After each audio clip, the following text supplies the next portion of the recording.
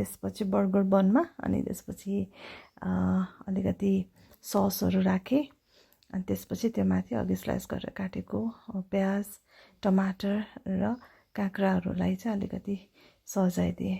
अब त्यही माथि मैले अघि बनाएको अन्डालाई राखेँ अनि त्यसपछि अलिकति माथिबाट फेरि थोरै थोरै काँक्राहरू प्याजहरू राखेर सजाएर बनलाई रेडी गरिदिएको छु।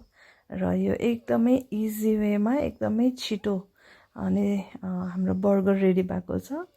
अनि यो बर्गर चाहिँ एकदमै सजिलो एक बर्गरै। अब बर्गर खाने अब कहाँबाट अब किमाहरू त्यहाँखेरि गएर ल्याउन पनि टाइम लाग्ने अनि त्यही भएर घरमा जे छ त्यसमा नै रेडी गर्न सकिन्छ र नानीहरूलाई इन्जोय गराउन सकिन्छ। एकदम खुसी भएर यो नानीहरूले बर्गरलाई चाहिँ इन्जोय गरेर खानुभयो। थोरै स्टिम गरिदिने अनि त्यसपछि रेडी भयो हाम्रो burger. Thank you for watching.